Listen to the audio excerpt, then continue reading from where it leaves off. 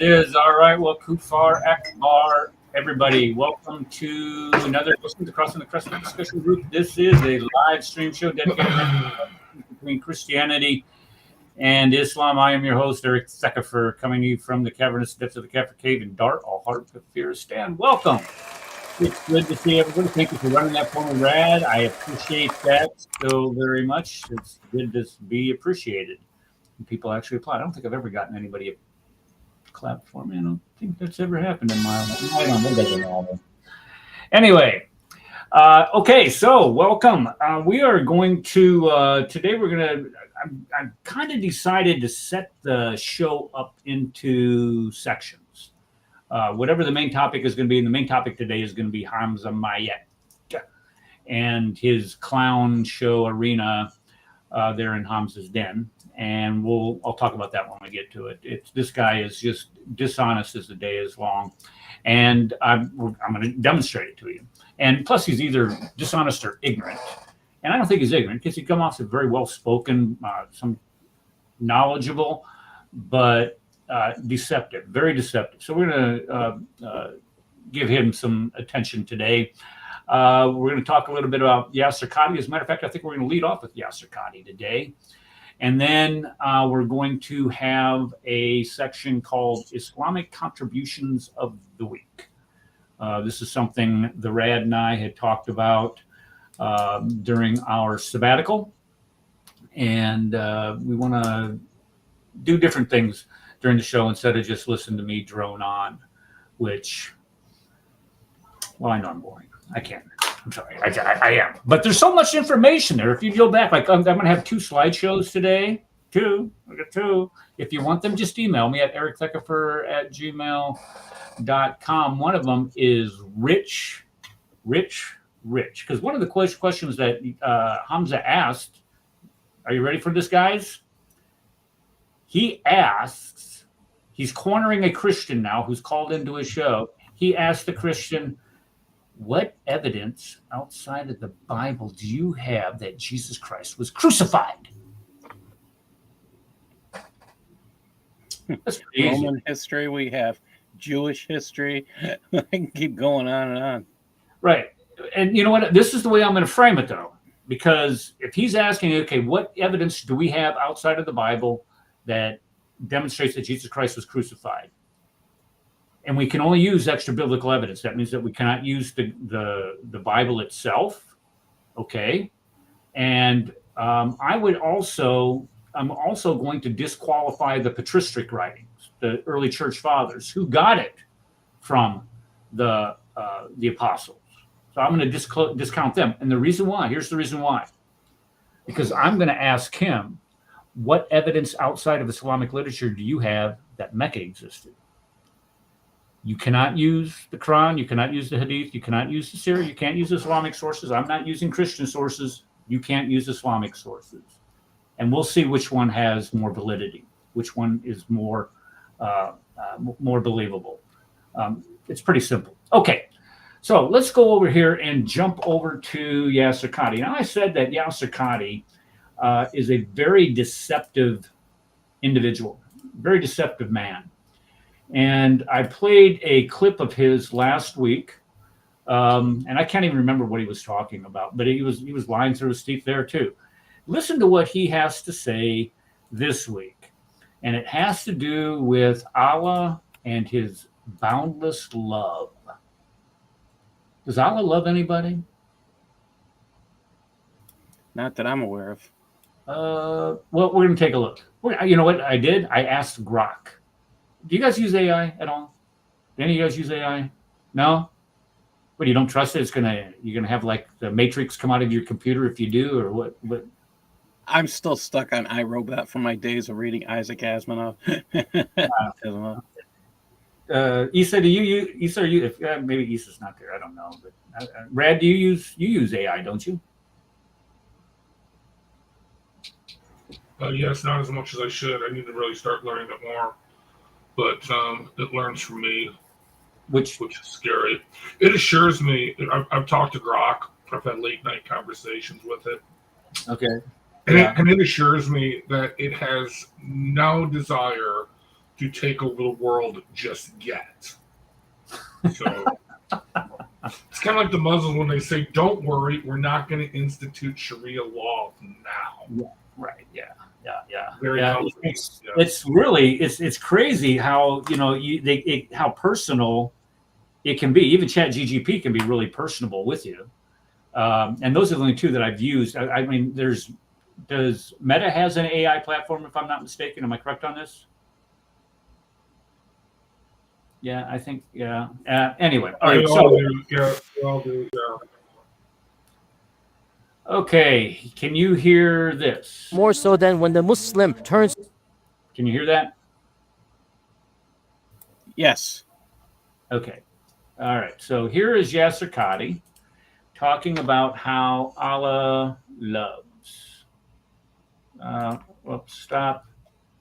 Here we go. You ask Allah, the more He will love you. Whoever does not make dua to Allah, Allah Azza wa Jal becomes angry with that person. Asking Allah makes you beloved to Allah. One of the poets of the past said, how majestic is Allah. The more you ask Him, the more He loves you. And as for any of the makhluk, the more you ask them, the more they despise you. How much more so than when the Muslim turns to Allah and only Allah, what honor will be given to that person. Also realize that turning away from dua, not making dua, is in and of itself a sign of arrogance that indicates no iman. When you turn away from dua in totality, the only understanding of this is that this is a type of kufr, that you are not worshipping Allah subhanahu wa ta'ala. How majestic.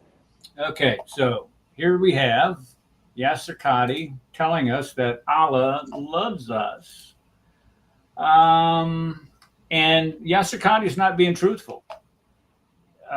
Nowhere in the Quran does it say that Allah loves the non-believer. Now, what I did was, of course, I told you guys that I've gotten used to using AI, and this is what I asked Grok today. Where in the Quran does it say Allah loves mankind? And he says it does not explicitly state Allah loves mankind in a single verse. Okay, but it describes Allah's love for specific groups or individuals based on their actions, quality, or faith. So does Allah love us Christians? Does Allah love Jews? Does Allah love Hindus? Does Allah love Buddhists? No, Allah loves those who do good. Okay, I do good. Does He love me? No, because I am a mushrik. I am a kafir. I associate partners with God. I'm evil according to most Muslims. Allah loves those who constantly repent, loves those who purify themselves. Allah is forgiving and merciful. Allah will love you and forgive you yours. If you should love Allah, then follow me, and Allah will love you. Well, what if you don't love Allah? Will He love you? No. We spend during the case hardship or anger, pardon people. Allah loves the doers of good. Everybody loves the doers of good. Mercy from Allah, lenient if you be rude in speech. Allah loves those who rely upon Him.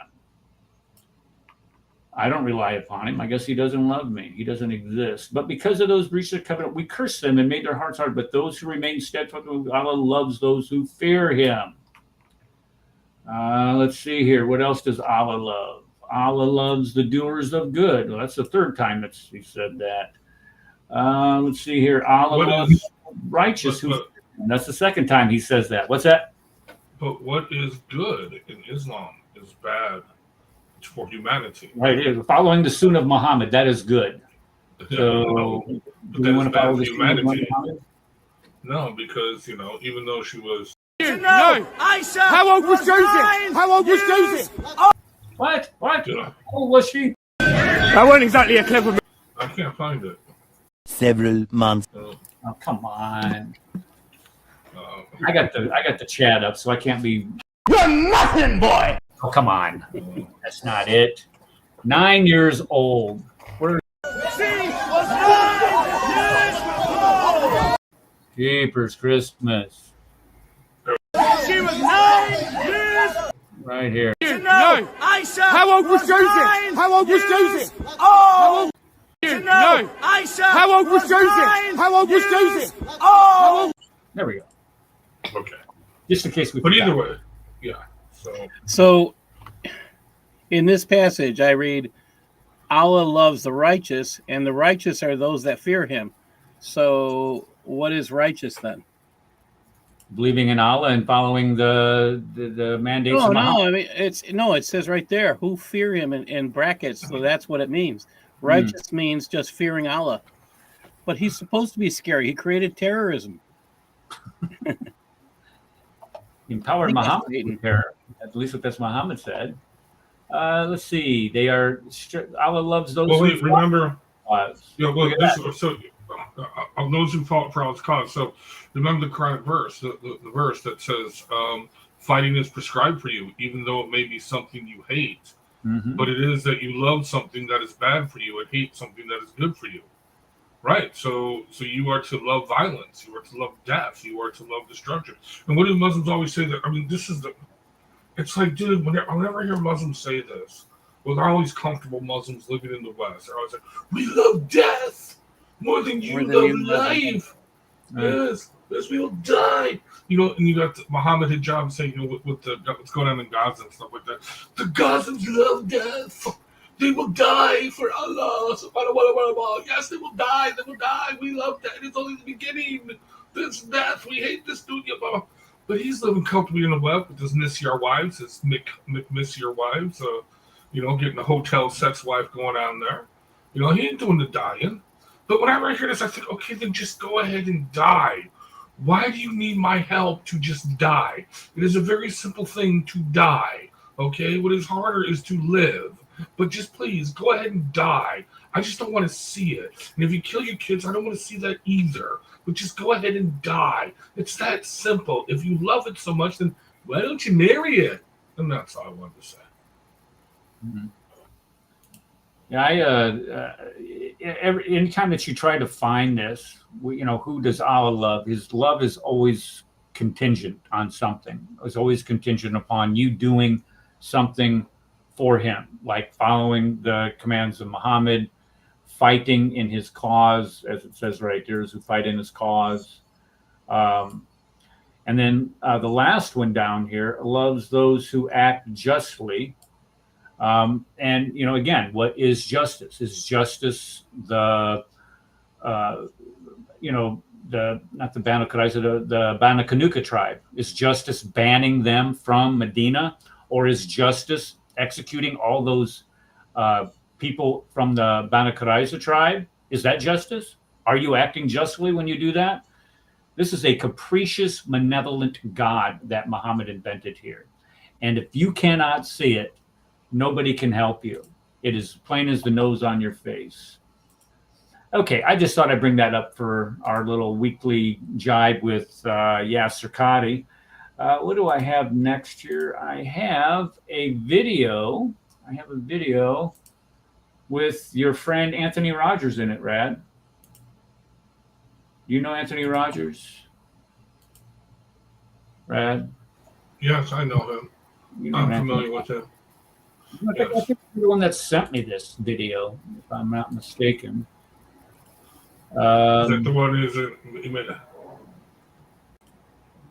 This is the one where he's in a debate in a South Carolina university and defending child marriage. So let's go ahead and take a look and see what this guy has to say.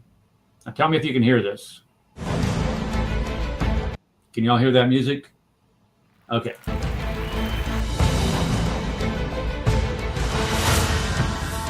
Great. I wonder if she's there. I think she could probably do something like that. About Lady Aisha, God be pleased with her, our mother, the mother of believers. No, Lady Aisha. Notice what Anthony said. The child Aisha. And the guy's like, no, Lady Aisha. God be pleased with her. Yeah, she was young. Now, what's the age of marriage in the U.S.? Every state has a different age. There are some. Okay, let's just let's just answer this real quick. What he's talking about is the colonial era where the age of marriage was 7, 8, 9. And the reason why they had it set so low was it dealt a lot to do with contracts and land ownership and deeding of the land. And it wasn't some 53-year-old scumbag marrying a 9-year-old girl. That's not what it was. It's completely different. And this is what they try to do. They try to conflate Western laws to the same 6 standards that they have for their profit. That's what's going on here. Yeah, they were arranging marriages between a 7-year-old and a 7-year-old. I mean, it was not. Well, even if it was done on the perverted stuff, I mean, no, actually, no, there were kings, you know, that was in their 30s that married a 14, 15-year-old maidens. I mean, no, there was, I think, Richard, Richard, the first wife, was very young, so and so. Okay, even if that's the case, okay, but it's not set in stone. It's not written for all times, right? And they definitely were not 9 years old. In other words, yes, there were times where yes, people, especially the young women, had to marry at a very early age because you wanted to reproduce. Okay, all right, you wanted to, you know, and let's face it, you know, modern science at that time wasn't actually. I would say modern science back then was more of a science than it was under Dr. Fauci. But that's beside the point.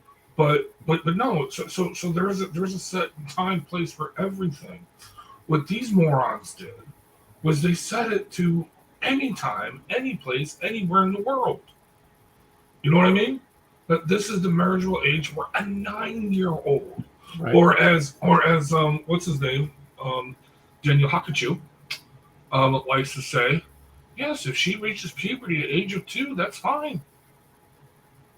Yeah, and this is just again. I just hate delving in this, but you know, who does this type of stuff, and who actually believes that a man could be any type of a reputable individual, and is supposed to be this pattern of conduct for everybody to follow for all time when he does something like this? It's inexcusable. There are millions, if not billions, of young girls throughout the centuries who have been traumatized, both mentally and physically, because this has been done to them. And it's all because one man in the 7th century decided that he wanted to get his jollies off on a little girl. Folks, if you look up the definition of pedophilia according to the DSM, it's a psychological disorder. And most men, normal men, are, God, I can't believe I have to say this. You cannot get an erection around a child. Most normal men cannot do this. Most normal men would not even try to do this. Let's make sure we understand that. If you are able to do that, there's something profoundly wrong with you. There really is. There's something profoundly wrong with you, especially when you are at the age of 53 like Muhammad was here. That is the age in which you are in this grandfatherly mode.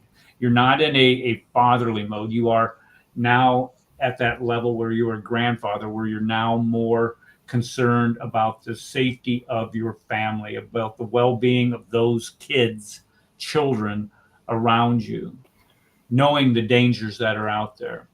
This guy, he took advantage of his best friend, Abu Bakr, and scarfed up this little girl. And what he did to her is unconscionable. Let's listen with how this guy tries to justify this. Countries outside in the world, girls can marry at 12 years old. Okay, what's the issue of this? The issue is that their husbands aren't 53 years old. Their husbands are usually 14, 15, maybe 17 or 18. If in Africa, girls reach maturity much younger, even here in the US. This is not true. There's no study that supports this, period. If there is, call me wrong, send it to me, and I will make a correction. You're correct. There's nothing. UN has verified that the ages actually, if they have a whole. They verified what again? When you're talking about age of maturity, when this happens, it's all highly documented. You can find it on a section of child marriage. On that. It's been a while since I've done the research there, but they actually have a huge stuff. Yeah. Well, this is what I do know of that is puberty is driven by in a lot of ways body weight, and if you eat a high protein diet, you're going to have a high body weight, and that's going to accelerate the onset of puberty. In the 7th century, in the middle of nowhere, which is Mecca, they did not have a high protein diet. Nothing grew there.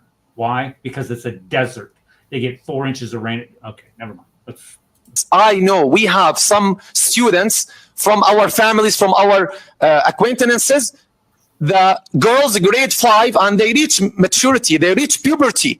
That makes it perfectly permissible for some old man to marry him, right? Wait, what is the age at grade 5? What is that, 10? About 12. I mean, you start. Sorry, 9 or 10. No, that's 9 and 10. That's not 12. 12 would be 7th grade. Yeah, 12 is 7th grade. 9 or 10 is what we're talking about. Wow. Yeah. Now, I will say that this is not to defend them. This is something that actually Maha will talk about. I'm really getting into that, even though I have not put it applicable to my life yet, but doing a lot of research on this. But no, there is a thing in the United States of America, because of all the chemicals in our food. Yes, young girls and young boys are prematurely maturing at a younger age, but it has to do with the chemicals in our food, and it's just not right. You know what I mean? It's like poison and toxicity. But either way, think about that. 9, 10 years old, dude. It's sick. It's just the DSM. We have been able to this is a mental illness, is what it is. And for people to support this and try to justify it, they are as equally either mentally ill or demonically possessed. And this is what I think is a prime example of demonic possession. How can you say that this is okay? How can you get up and justify doing this to little girls? Well, not only that, but think about, did you guys see the debate? That one dude, Sneeko, moderated it. It was between a Christian and some Muslim. And he literally, this dude is whack. He's the same guy who ran out the atheist because it's like, you're dating a troonie.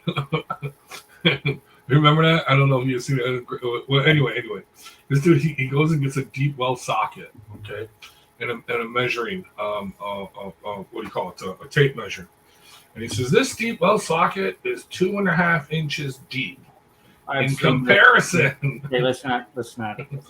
Well, anyway, you get in comparison. Yeah, Muhammad would have to have 1.5 inches. Right. Yeah. Yes. Anyway, dude, go on Classic. We should link to it in the description later. That's too detailed, unfortunately. You can go ahead and link it to it and then put it in the chat. I don't mind doing that, but I don't really want to discuss that. Even though it's a rated G show, it's just disgusting. I mean, the whole thing about this, it's just okay. Let's go on and see what he says here. All right. Very briefly, the worst enemies of the Prophet Muhammad, peace be upon him, in his own time, did not object on this and did not say to him, "Oh, look, he's marrying a young lady." Okay, let's try to understand this. The people of his time did not object to him marrying Aisha. How do we know that? How does he know this? Nothing was written down about Muhammad for 250 flipping years. Just the hadith do not. Probably because people were upset about him marrying a little girl. Right, and anybody's narration that was critical of him, do you think that would have survived the chain of narration with these isnad? Even just following this made up tradition of isnads and hadith, do you think for a second that would have survived that process? Even as you know how many embarrassing and sick things that come out about this guy, that didn't make the cut. That would make the cut. If I'm Bukhari, no, that ain't making the cut.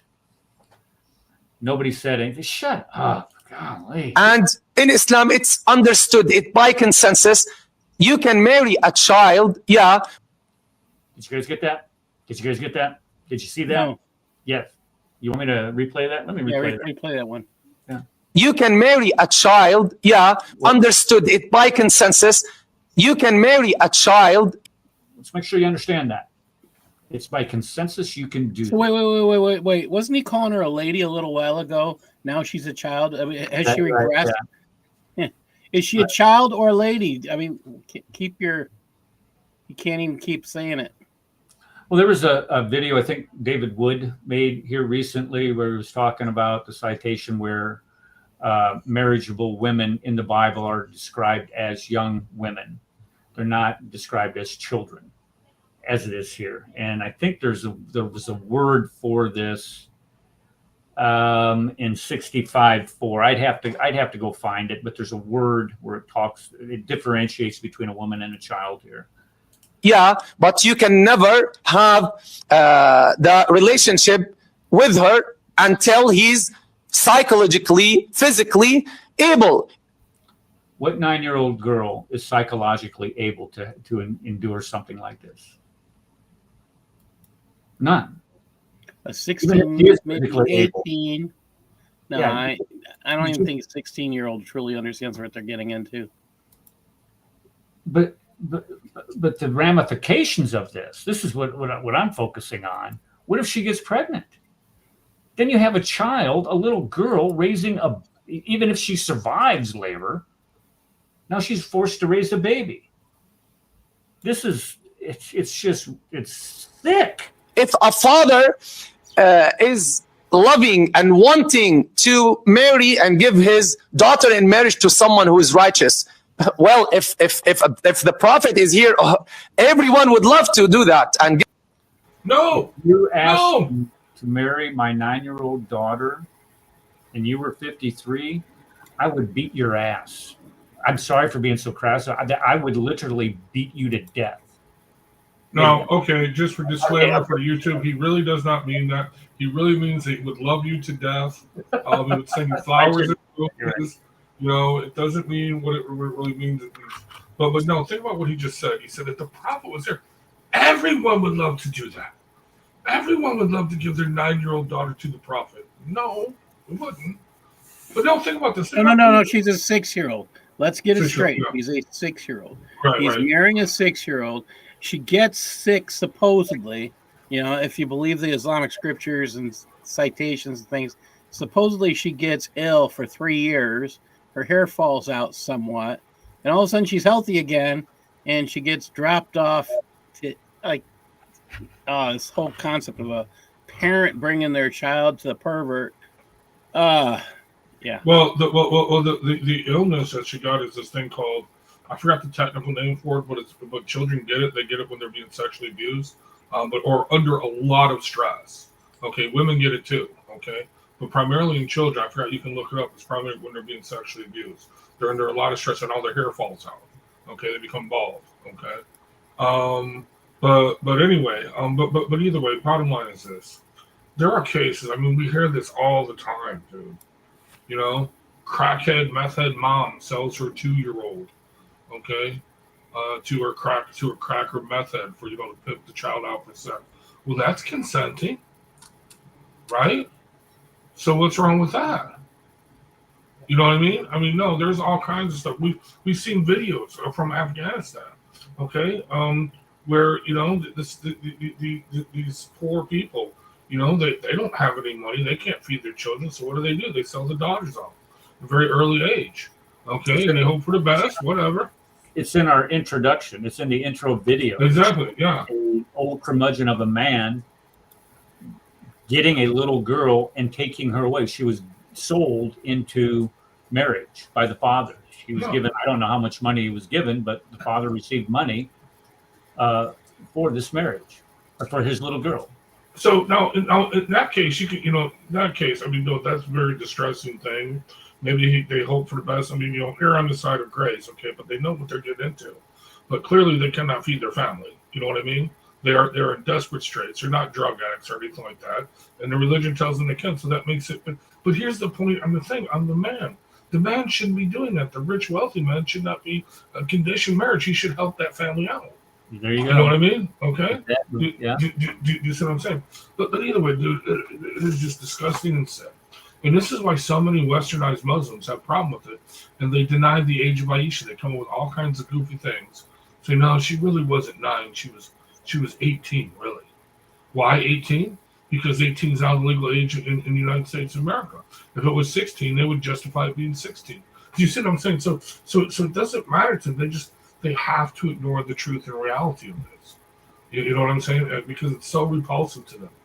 Oh, we should play the Kenny audio where he totally says that any man is a pervert. Okay, if we got, I don't know, I'd have to find it. I like that one.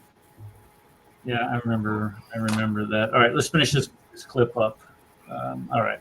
Give his daughter to the Prophet, peace be upon him. So there is nothing wrong with that. That's their culture. You cannot measure your culture to their culture. In the US, go to the history. You will find the age. Okay, let's get. Yes, we can. Yes, we can. Yes, we can. Yes, we can. We can compare our culture to your barbaric culture. Absolutely, anytime, any place, any day of the week. Okay, I will sit there and take Western culture over your barbaric culture any day of the week. Okay, not all cultures are the same. There is no such thing as a noble savage. Okay, I mean, no. Okay, anyway, I reject that. Go ahead. Sorry. It's not a cultural thing. He's lying about. This is not a cultural thing. This is objective morality.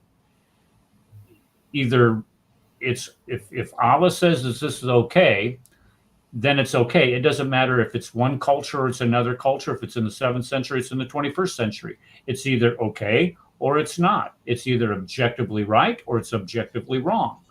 If Muhammad was allowed to do this and his actions are a pattern of conduct to be followed by Muslims today, then it is objectively okay for them to do it. There's nothing wrong with it. It transcends cultures and it transcends times if this is sanctioned by Allah. That's what people miss about this. This has nothing to do with culture. This has nothing to do with the 7th century, and it has everything to do with the permanency of this because Muhammad did it. And his sunnah makes it permissible. Doesn't mean that you have to do it if you're a Muslim. They don't marry a 9-year-old girl, but you don't have to do that. But it's permissible. And that there is the problem. Age of marriage sometimes was 9 years old, and everyone can search now on the internet. It can be 9 years old, 8 years old. It doesn't matter if in that community it's okay, and there's no physical harm, there's no harm, psychological harm, and there's no problem, and it is by consent of all parties. What's the issue with that? I'll tell you what the issue is. The issue is what it does to little girls. That's the issue. I mean, that's the bottom line. To say there's no psychological issue is like this guy drowning, going on and admitting he's brain dead. I mean, the Muslim here, is that what you're saying? Yeah, he might as well just sign up on the pedophile list. Is how I, put his name right on the list and say I'm a pedophile. He might as well do that because he's promoting pedophile ideology. So put him on that list, guys. Make sure this guy is not near your children. You have, again, this is in order to justify this. And I mean, to think about this, I mean, in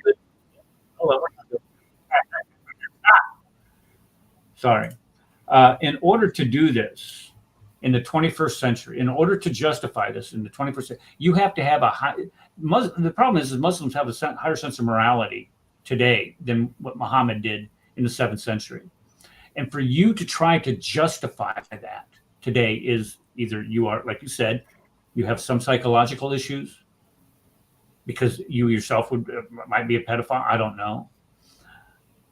You are a deceiver and a liar because you're trying to cover for your prophet, or you're demonically possessed and you cannot see how evil this is. And Romans tells us, Paul, you know this. Romans tells us specifically, chapter 1, God has written his law upon our hearts. We know innately, without having any awareness of God's existence, or every special revelation from the Bible or whatever, that to do something like this to a little girl is wrong.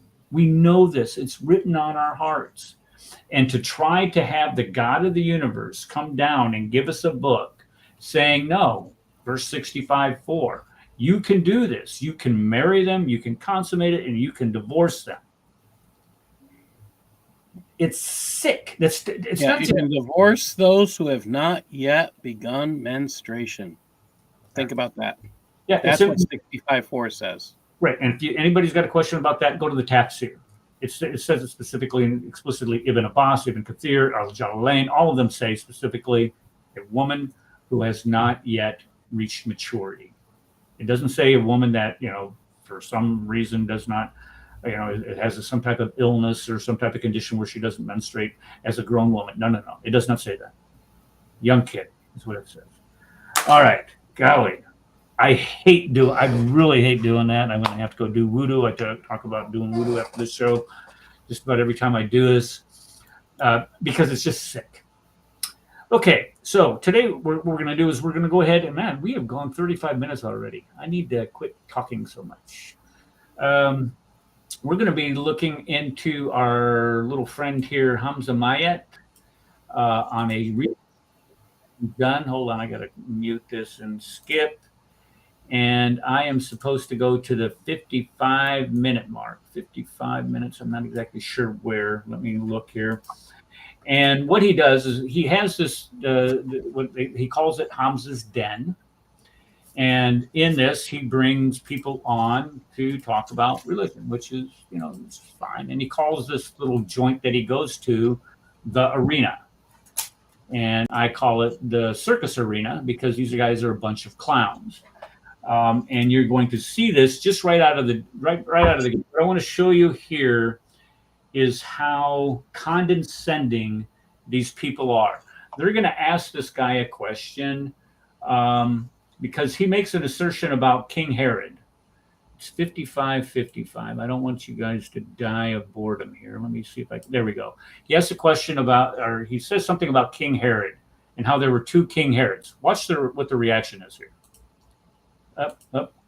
Sorry, here we go. Initially. Okay, my claim is that the king is actually Herod in Jerusalem, and that you see Paul going to Antioch and in chapter 11 of Acts, but then in chapter 12 of Acts, he's actually back in Jerusalem, and Herod is persecuting the brother of John. Yeah, see this guy and then in chapter here. 13, before you carry on, look at this guy. Look at this guy. What he does. And that you see Paul going to Antioch and in chapter 11 of Acts, but then in chapter 12 of Acts, he's laughing. He's mocking him. He's actually back in Jerusalem, and Herod is persecuting the brother of John. And then in chapter 13, and before you carry on laughing, you might actually want to look at it because you're going to make yourself look like a fool. Oh, when did Herod die? And then in chapter. Okay, and so this guy, he's absolutely right. And look how these guys treat him because they think that they know more than the Christian does. And this guy right here, he's mocking him. He's laughing at him because, what do you mean there's another Herod? To 13, you see them all arrive with the three names back in Antioch. Okay, now Hamza's going to interrupt him. Hamza's got to interrupt you. He doesn't let you talk for more than 20 seconds. When did Herod die? No, look up the verses. No. Listen, you. The reason I started laughing, right, is because you mentioned. The reason why I started mocking you is because you said what? Herod, like, this is some great big evidence. You mentioned historical figures, look at the places. Bible. When did Herod die, according to the Bible? Look at the Bible. Actually, according to history. Again, the Bible doesn't mention how many Herods are there? Do you even know? Watch this guy. Well, he doesn't know. And this is this condescending, snarky little attitude that this whole group has. What Herod I'm talking about? Because there was a Herod alive when Jesus was born, and Jesus had to flee Herod. And that is not the Herod I'm talking about. There's a different Herod that's a king later on. King of where? He's a Roman king in Jerusalem, as far as I'm aware. Okay, so Hamza's kind of not sure of himself, but his buddy over here knows he's busted. Look, read Acts chapter 12. Right. You have no idea what you're talking about. Okay, so Hamza's going to go to AI. Watch this. I'm here to No, teach you. Okay, so I the Bible come is here historical. to teach you, Let and me- you're being brother, arrogant. One second. Do Let me you just want to do have a something look quickly. at Let me just do chapter something quickly. 12 or not? 1 second. Let me just do something quickly, and then I'll let you jump Look. in. And I got to get a chat bot like this where I can just talk to it and ask it a question. Rad, you're going to have to set me up somehow with this. This is cool. Watch it. But it makes him look like an idiot. Look at Acts chapter 12. 1 second. Forget Acts chapter 12. Just 1 Stop second. using the Bible as a. 1 second. 1 second. 1 second. 1 second. Let me just. I might be wrong about this. Hey, Fudge. 1 second. 1 second. Hey, Fudge. Salam, Hamza. What's up? Okay, I'm speaking to a Christian who's making a claim in history that in the time of Jesus there was a King Herod, and then after that King Herod died, there was another King Herod. Okay, now when she gives the answer, look at their reactions. In the same kind of era. Is that true? Roman one. Yes, that's accurate. There were multiple Did you see him? What? rulers named Herod during and after the time of Jesus. The first one, Herod the Great, ruled when Jesus was born. After his death, his kingdom was divided among his sons, including Herod Antipas, who ruled during Jesus' ministry. So the name Herod refers to a family dynasty, not just one individual. Okay. Okay. Okay. So I'm wrong. I look like an idiot. Exactly what he did. Thank you, Hamza, for doing that. Okay, and he keeps going on and on with this guy. But I mean, when you look at this guy's trying to explain to him, said, look, there's two Herods here. Because what they do is he keeps bringing up this reference to Matthew. Only Matthew references Christ going to Egypt. So therefore, it's just something that has been interjected into the Bible to fulfill a supposed prophecy of Hosea. That's the reason why he keeps asking this question. Because only Matthew says it. Why doesn't Mark or Luke or John say it? It's only Matthew. So when the guy goes to try to explain to him, said, look, it's a different Herod that you're talking about here. It's not the Herod the Great, who, is responsible for building the, expanding the Temple Mount and the one that terrorized. He put Herod the Great. Did you guys know this? That when he had one of his wives killed, he had her put in a vat of honey to preserve her body. You guys know that? This guy was a sicko. Well, no, that's love. That's nice. Keep her around, I knew Rad would add to that. He's might have liked her. I don't know. Leave her out there for the Bears. Maybe. I don't know. Here's the thing. Here's the thing, though. Are you going to play the clip where they're talking about that? Where's your existentialist proof or extra biblical proof for Jesus outside the Bible? No, because he goes off on another tangent here. Asking for different facts. And let's see, I got to go to 1 minute, 28 seconds. So let me push this over here. So he keeps pressing them on, do you have facts? Well, I want to know the facts for this. I want to know the Bible is historically inaccurate. But then he asks him this question. Okay, give me evidence outside of the Bible that Jesus was crucified. What? Give me evidence outside of the Bible that Jesus was crucified. Let's just listen to what he has to say here. The thing is, Hamza. No, don't give me the thing is. Give me evidence outside of the Bible that Jesus was crucified. Okay. All right. So what Hamza is doing is he's throwing down the gauntlet because he knows that, and let's not kid ourselves. This is the crux between Christianity and Islam. This is the difference. The main tenet of Christianity is the crucifixion of Jesus Christ on a cross in first century Jerusalem. That is the main tenet of Christianity. All four Gospels say that Jesus died on a cross. All of the epistles, save the epistle of James, and I believe the epistle of James and maybe Philemon, don't mention the crucifixion of Christ. But it's in every other book of the New Testament. So what he is asking, he's saying, okay, look, we know that the Bible is corrupted. And if it is corrupt, they don't ever tell you what corruption means, and they don't ever tell you, how it was corrupted, who corrupted it, how we know it was corrupted. They never get to that point. No. They just say it was corrupted. But he's asking for evidence outside of the Bible. And here is the crux of the argument. If there is evidence outside of the Bible and biblical traditions, i.e. the patristic writers, the patristic fathers, early church fathers. I would like to compare that evidence, the extra biblical evidence for the crucifixion of Jesus, if he's denying it, and the reason why he's denying it is because of 4:157 in the Quran, where it says that he was not crucified, nor was he killed. He was not crucified, or was he killed. And it only appeared to them that he had been. And he has to go by this. He has to take this position. Why? Because it says what are you sharing here, Paul? Because it says it specifically in the Quran. What are you sharing? You're mute. You muted yourself. You're mute. You're on mute, Paul. Paul, you're on mute.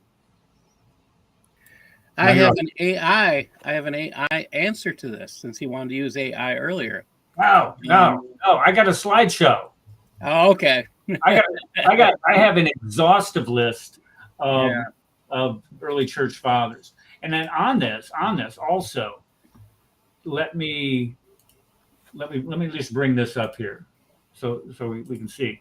It isn't, and this is just, again, this belief that Jesus Christ was not crucified on a cross in first century Jerusalem is only a position taken by Muslims. Muslims are the only ones that take this position. And I can prove it. Let me show you here. What did I do with it? Where did it go? I think Docetists kind of took it. What? Docetists. They're like Jesus came in spiritual form. He wasn't in flesh. Right, and they say that he wasn't crucified because flesh is sinful. Jesus was not flesh, so therefore he could not have been crucified. I mean, it's kind of a non-ethical argument. All right, Islam really comes out of Gnosticism as a whole, but yeah. Okay, so look at who says that Jesus Christ was crucified. I mean, these are biblical scholars. Hamza is not a biblical scholar. You look at this, you got Bart Ehrman. Bart Ehrman, look what he says. The crucifixion of Jesus by the Romans is one of the most secure facts we have about his life. Where's my highlighter here? Laser pen, here we go. Okay. Then you have a Jewish scholar. She's not a Christian. A Jewish scholar, Paula Fregrenson, says that the crucifixion is the single strongest fact we have about Jesus. Let's see here. This was John Dominic Crossan. The crucifixion is one indisputable fact. Marcus Boyd, who is an atheist. The three early church fathers independently attest to the crucifixion. And then he's naming the early church fathers: Ignatius, Clement of Rome, and Justin Martyr.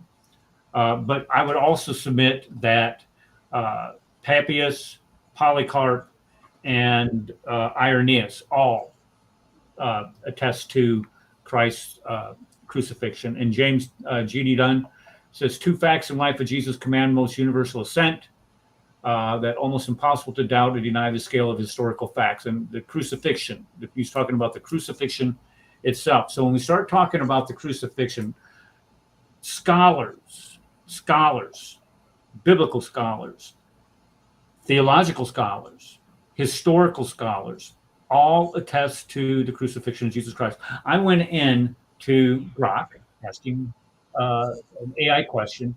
Please list the peer-review articles that exist today, peer-review articles in journal articles that have to go through the people who have terminal degrees in this area, of those scholars who take the position that Jesus Christ was not crucified. How many articles did I get back? No, I did get some back, but the trick you call, they're by Muslim scholars. All of them by Muslim scholars. Muslim scholars pushing this idea that Jesus Christ was crucified, and it wasn't. They weren't even in peer-reviewed journals. They were just Muslim scholars writing these articles. So there's no articles in peer-reviewed journals that support this, and it's all based on their theology. I was right. Zero. Yeah, I gotta give it to Paul. Paul was right, because Muslim scholars are actually not scholars. So yeah. No, seriously, they throw their own scholars on the bus. He's not a scholar. Anyway.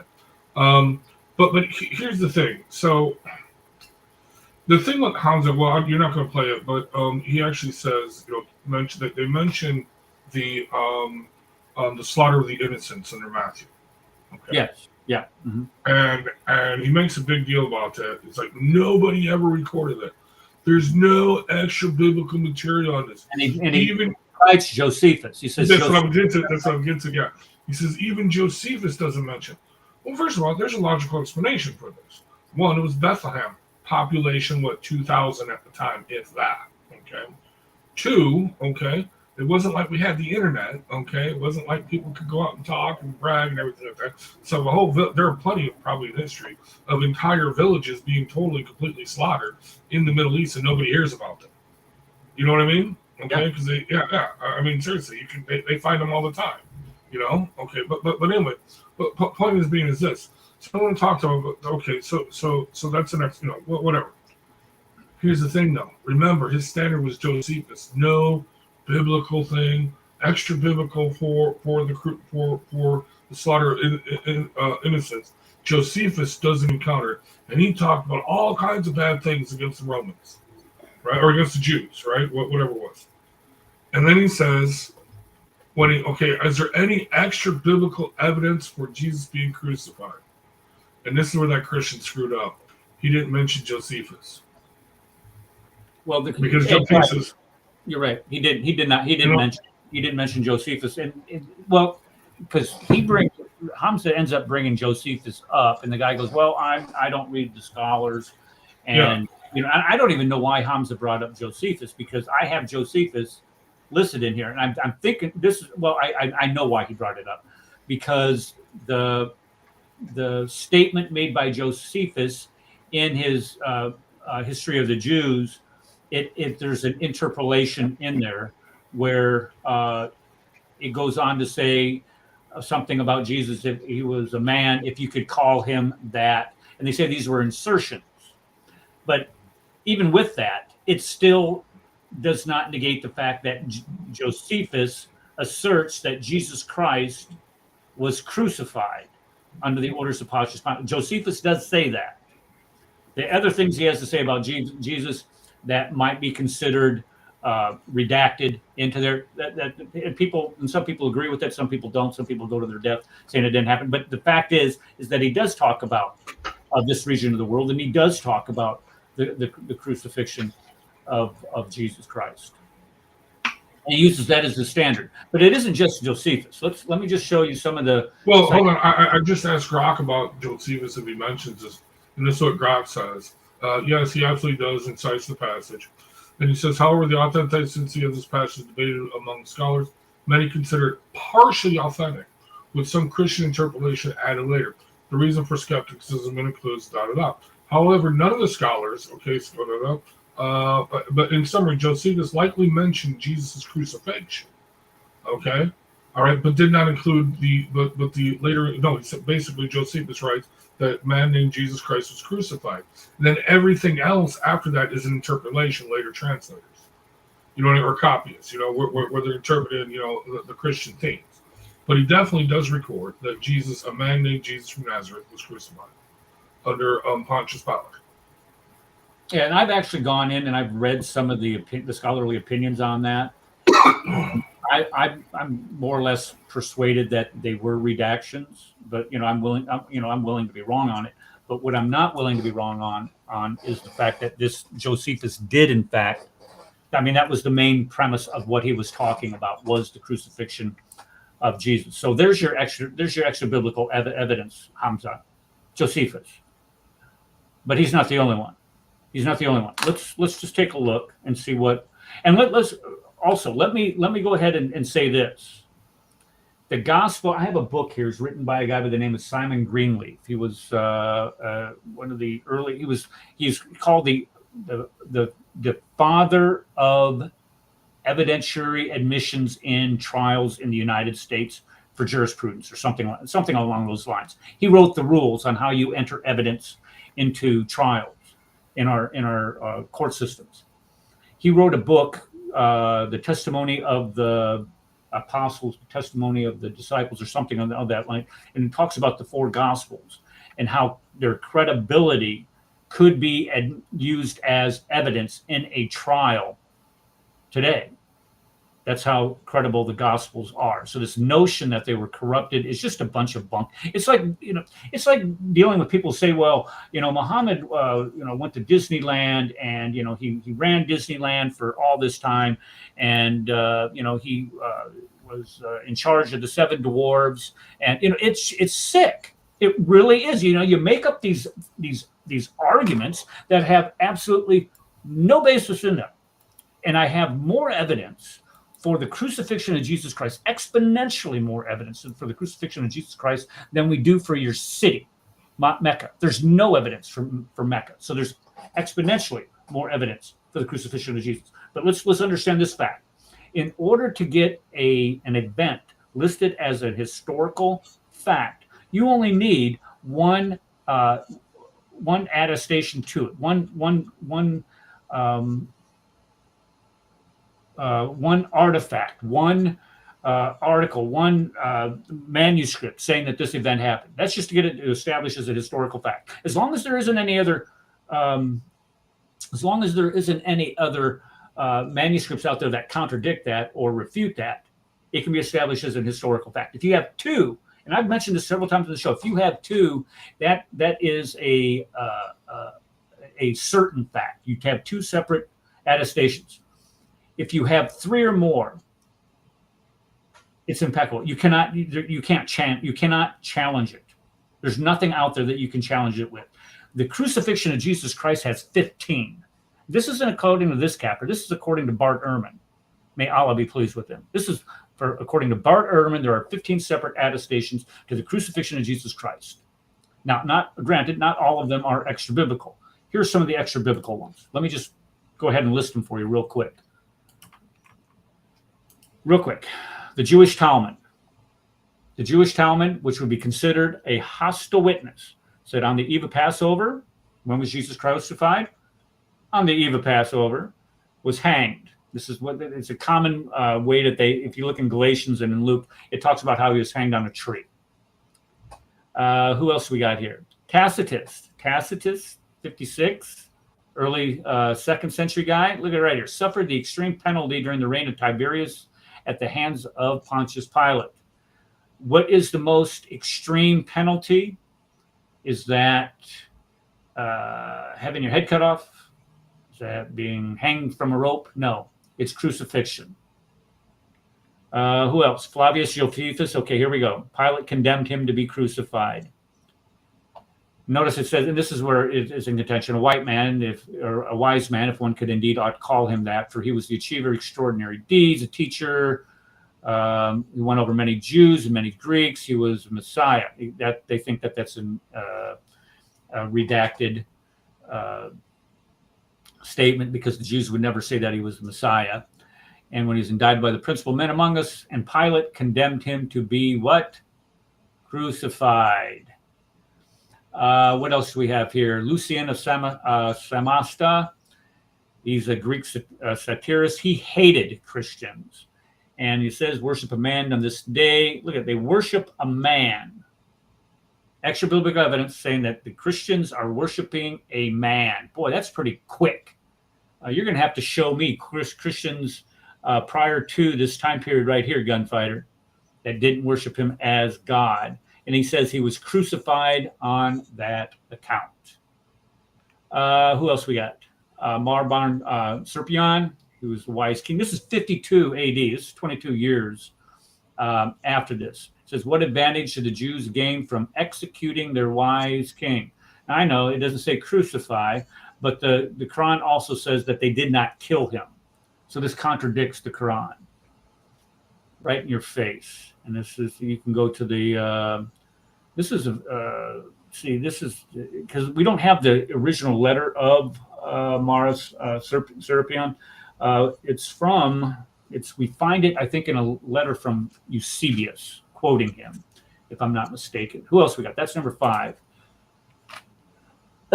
Excuse me.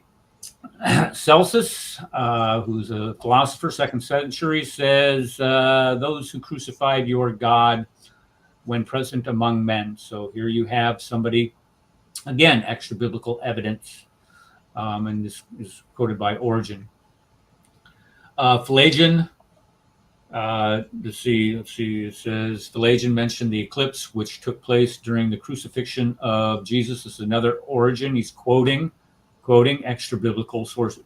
Now, if you say, well, that's not an extra biblical source. Yes, this is how history is done.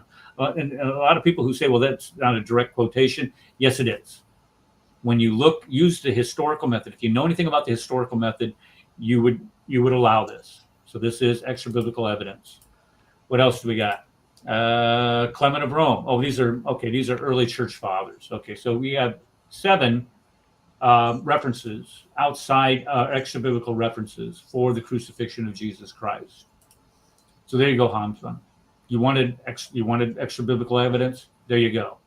Now that does not include the Gospels, which we have 5,600 manuscripts of the Gospels. That does not include the patristic writings. With the patristic writings, let me just show you the patristic writings. Just so you know, you can see it. You have Clement of Rome, who was a disciple of Peter and Paul, and it talks about Jesus Christ's blood, Jesus Christ's first fruit by raising him from. Jesus Christ was dead, which contradicts the Quran. The blood of Christ, precious blood. Polycarp. Let's see, who bore our sins in his own body on the tree, which is the cross, meaning he was crucified. Let's see, who shall not confess that Jesus Christ has come in the flesh is Antichrist, and who shall not confess the testimony of the cross. The what? The cross, the cross, the cross. And Polycarp was a direct pupil of the Apostle John, who was a disciple, who was an eyewitness. Ignatius, who was also a disciple of John, says, I have been nailed, as it were, to the cross of the Lord Jesus Christ. His cross and death and resurrection, gee, when at Christmas. Irenaeus, who was a pupil of Polycarp. So you have John, Polycarp, now you have Irenaeus, and they place the charge over his head where he's on the cross. This is the King of the Jews. Justin Martyr, we've already talked about. And of course, so there's all kinds of other early church fathers that do this. But look at some of just in the Gnostic sources, where the Muslims get their story to begin with. Remember, the Muslims get this story, 4157. They get it from biblical sources. They get this from Gnostic sources. It comes from the second great treatise of Seth, from the Nag Hammadi library, 3rd century, Egypt. That's where they get their story.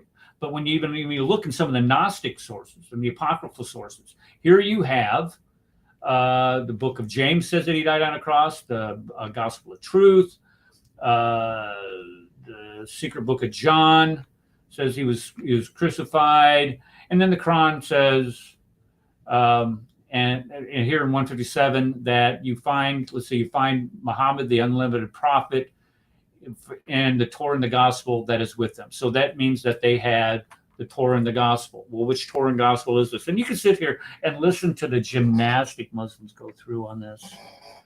Well, that's not the real Torah and the gospel. Well, what is the real Torah and the gospel? This is Disneyland academic stuff, folks. This is what little children do. It's in the Injil. Well, what's the Injil?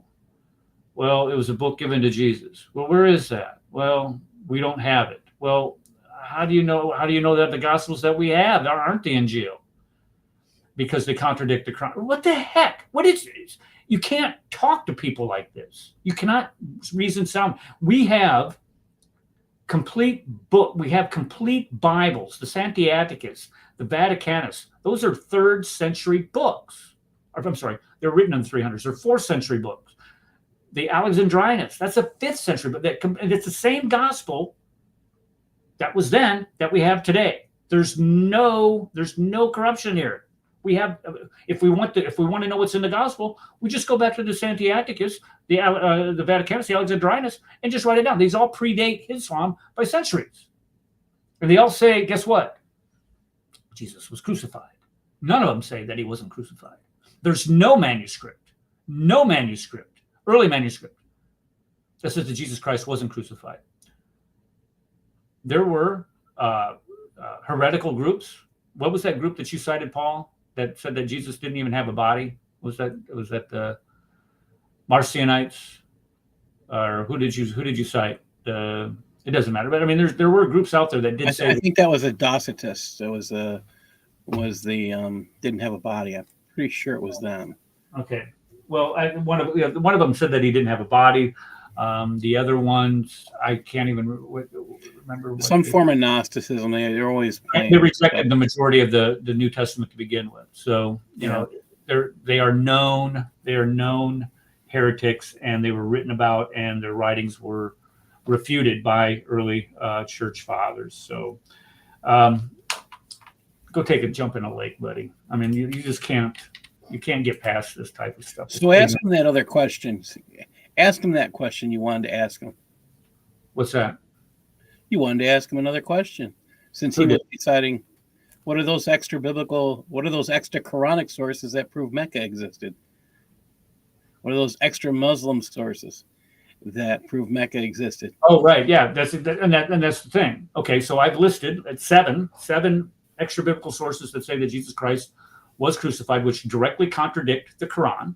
We've listed 7. And anybody that is watching the show, if you want a copy of this slideshow, I am not a hoarder, and I don't charge any money. If you want this, email me at ericthekefer@gmail.com, and I will be happy to send it to you. And if you use it, great. I just ask that you give me some attribution. This is from the Thekefer, and he went through and plagiarized it from a bunch of other people.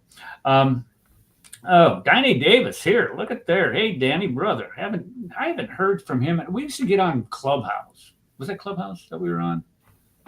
This guy was all over it. I mean, he just. Wow, I haven't seen Danny in an age. Yeah. Yeah, it's been a while. Great guy. Okay. Yes. Do you mind if I make one quick comment? Who is this? This is Isa here. Isa. Yes, Isa. Go ahead, brother. So I think this is an interesting point. Like, I'm actually writing a paper on this because the argument is of tahrif, corruption. I think it's very difficult theologically to argue corruption. You have to take a different kind of religious positionality on this, because if you argue corruption, well, the Quran does direct citations of, particularly like Talmudic texts. We see Talmudic texts. We see, stuff from the Torah. It would be very hard to say there's a wholesale corruption. And if you make a partial corruption argument, then you would have to, what is your litmus test for partial corruption? How do you prove what is corrupt and not corrupt? And the standard that I've heard is, it's not a very good one. They're like, well, whatever, supports what the Quran says is true. And I said, well, how do you take that as an academic position? That's not a good internal critique or an external critique. You're just saying, well, whatever fits whatever I believe, that's true. I think you have to navigate the text and do a little bit more hard work than that. It seems very lazy. It's very lazy theology. It's lazy academics, and I don't know. It's deeply problematic, I think, to take that position. It's deceptive and dishonest, academics. When you start applying the historical method to all these arguments that they make about the corruption of the Bible, they have no foundation. They do not have any manuscript from the first century that says that Jesus Christ was not crucified. There's nothing there. This is a black hole. All of these other manuscripts that come up and say that Jesus Christ wasn't crucified, and let's face it, there's not that many. There's like 4 tops that I'm aware of. Maybe there might be more. I'm willing to be wrong, but really, when you have all of these, and they're plus number one. More importantly, all 4 of those are known heretical sources, non-canonical sources. And I went through there and I showed you that even in the Gnostic sources, the non-canonical sources that we have, even the Gospel of Thomas says that Jesus Christ was crucified. So all of these non-canonical books that we have say that Jesus Christ was crucified, all of them. But then you get to the Quran, and the Quran says, no, he wasn't crucified, it didn't happen. And this again, we start talking about demonic, satanically inspired dogma. I mean, look what the Quran gives you. I mean, it gives you Jesus Christ. Well, the goal here was to take away the blood of Christ, which offers salvation. That's their whole purpose for their existence. They wanted to destroy the blood of Christ, which offers salvation to mankind. And that's their reasoning. If Christ isn't crucified, then nobody's safe from their sins. They don't want to hear that. That's why there's no salvation offered. Their concept of the sacrifice is something you eat. That's a problem. That's the main thing. That's the main idea right there, Paul. Without the sacrifice of Christ, there is no salvation. There is no Christianity. And if you can say that Jesus Christ, Jesus was the Messiah. He was virgin born. He lived a sinless life. He did all kinds of miracles. He was this great guy. But that one thing, he died on the cross. Well, that didn't happen. That's exactly what Satan would do. He would mix all of this truth with just one lie to fool us and to fool everybody's soul into hell. And that's exactly why I think this is a satanically inspired book. And I'm never going to shy away from that, because the centrality of the gospel message is the death of Christ on the cross. And when you deny that, you're condemning your soul to hell, is what you're doing. And that's what the Quran does. You go to Galatians 1:6 or 8. I think it's 8. Where Paul tells us, he goes, look, if anybody else is preaching a gospel other than the ones that we preach to you, let that person be condemned to hell. Let him be an anathema. And then he goes, I say it again. If I or even an angel from heaven, does that sound familiar? Oh, boy. Other than the one somebody named Jabril we're talking about? Yeah, let him get condemned to hell. So even Paul, and providing this is more prophetic than you could possibly imagine, was telling us that any other gospel, like the one that Muhammad preached, let them be an anathema.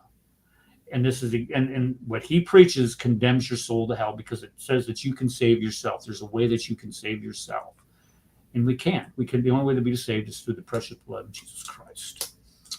Hello, Ed. Haven't seen you for a while. I guess if I had a show and did a show, we would see you more often than once every 4 months. But it's good to see you come up here in panel. If you ever want to chime in, you go ahead and unmute yourself. You're always welcome to opine anytime you want to, as long as you agree with me. Okay. I wanted to say one more thing. I was writing about this in my paper, in engaging this. They say that the text is corrupted. The issue that I have with that narrative too is we can find stelas from 3,000 years ago, right?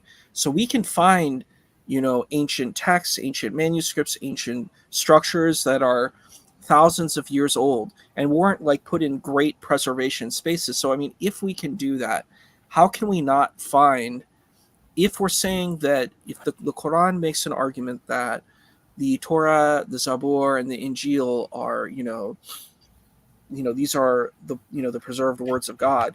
If that's the truth, then how could you not find at least some portion of this manuscript? If you argue that there's a phantom text, that's just disingenuous. You're because I've gone to TikTok and Discord and I've listened to these debates, and folks are like, well, the text has been, there's a phantom text. And I said, but you believe that the Quran is scientific, right? You make that argument too, because that's usually the same people make this argument too. So I'm like, so do you believe in science or you don't believe in science? If you do believe in science, there's a methodological approach that one has to take to science.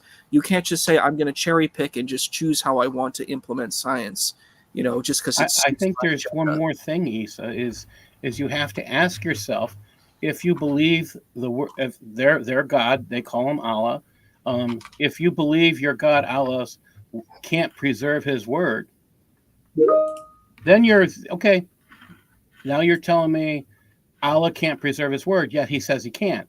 So either he can or he can't. That's the solution. Either Allah is incapable of preserving his word, or he's an imaginary God. So if they're going to argue against their imaginary God, that's what I'm putting at. They're arguing that Allah is imaginary. That's what it comes down to. Here, Isa, let me show you something here. You might want to use this for your paper, because this touches on what you said. What writing did you say that was that you were citing? The stela. It was a stela from 3,000 years ago, and I think it was maybe is that what you're saying? Moabites, huh? Was like a cup of some sort? No, it was like it's like a rock pillar. A pillar. Well, a cup of rock, or some cylindrical object. Okay, that's it. That's exactly it. Okay, so let me show you something here. Let me show you this. When you start talking about ancient writings and when they were written to the time that we have the earliest copy, you go through all of these writings of people that we normally accept as being completely genuine, and how many copies that we have of them, and then you compare these to the New Testament down here. There is no comparison, because you have, from the time that they were written, the New Testament written, and this is an outlier. This date right here, 100, that's an outlier, and I've discussed on the show why that's an outlier several times. But what we have compared to all of the writings from antiquity, it's not even close. So to sit there and try to make an argument against the preservation of the Bible is absolutely ridiculous, because if the Bible as an ancient text isn't preserved, there isn't any ancient text that is preserved. Because number one, when it opines upon the events that it is describing, it's the earliest. The manuscript evidence that we have from the writings to the first manuscripts that we have is the shortest amount of time, and the amount of manuscripts that we have dwarfs even, let's say, Homer. There's 5,600 Greek New Testament manuscripts of the New Testament, and Homer, his Iliad's got 643. There, use something like that in the paper to show the complete abject bankruptcy that their argument has. I'd like to read your paper too, by the way. Also, I have this in a PowerPoint. If you want the PowerPoint, I can email it to you. Okay, I'll email you the paper. You can email me the PowerPoint. But I think it's interesting, because I'm hoping to I'm doing another master's degree, do a master's thesis on the preservation of the why I think if you're going to take the Muslim position, has to take the preservation of the Torah and the Injil. So whatever theological approach they take moving forward, you have to accept that particular narrative. It's just it's impossible to not to. You are aware that the main argument they use is chapter 4, verse 47 or something like that. If I'm not, let me pull it up. It's about like the people changed the words with right. They changed the words, and not the text, but the words, and that's the key thing. And also, if we should give the Quran grace. If we're going to say that the Quran, let's steel man the argument, if the Quran is telling the truth, and we look at through the argument of the Quran, the text would be saying, you can't say that God's word would be corrupted by a mere mortal. Are you really going to say that? That's a theological crisis. That's far worse than saying, hey, these texts, they don't necessarily align. Let me figure out some kind of theological resolution and do some kind of... You are agreeing with me, correct? That if you go that direction, you start saying that those are corrupt, then you have to say God can't that Allah can't preserve. I 100% agree with you. I 1,000% agree with you. If you say that position, it's theological suicide. That's the only thing I can say. It is a theological suicide if you say these texts are corrupted, because what you're saying is that God is either weak or God is a deceiver. And is that a God you want to worship? Well, it does say in the Quran that Allah is a deceiver. So that right there covers that. All right. That covers it. I mean, if Allah is a deceiver and he's making these statements in the Quran, okay, you're done. Why follow him? Yeah, it's just those two verses that they are, one of them they use, or I think it's 46, that says they twist with their tongues what is written. What is written. They're only twisting with their own words. They're not twisting the written word. So that's a huge problem. Right. They're getting called out for it at the same time. And it's like, you can't, So to say that Jews are trying to change them, I mean, there's stuff in the Quran that is so far off, like to say that Jesus, that Allah says Jesus, the Trinity is Jesus and his mother, and I guess you would call and Allah. How can Allah not know that if he's God? Because that's no Christian believes that Mary is part of the Trinity. So, but Allah thinks that. So that's an argument against Allah's wisdom. It's that simple. I mean, so you can even stop there and then say, okay, now this argument here says Allah's wisdom is limited. So, I mean, yeah, that's a simple argument about wisdom being limited on Allah's part. I think really the only way we can view how Jews and Nasran, because I don't know if that's a direct translation for what we would say a Christian is, but these people cannot be. It's not talking about all Christians and all. It's impossible, because if that's the case, I mean, if you're taking a Muslim position, if that's the case, there is no Christian group that exists anywhere in the world that claims Mary is part of the Godhead. There is no Christian. There's nothing. There is no, and this is the humor. It just demonstrates a limit of Allah's knowledge. No, we can't hear you, Ed. Ed trying to say something here. Did I mute you, Ed? I didn't. Oh, is Ed Protestant believer? I didn't even know that. Yeah. He's always got something there. How about now, Ed? Can you say something? Your mic is on. Yeah, I tried. I don't. Well, hold on. Let's crank his mic up. All right, try that. Ed.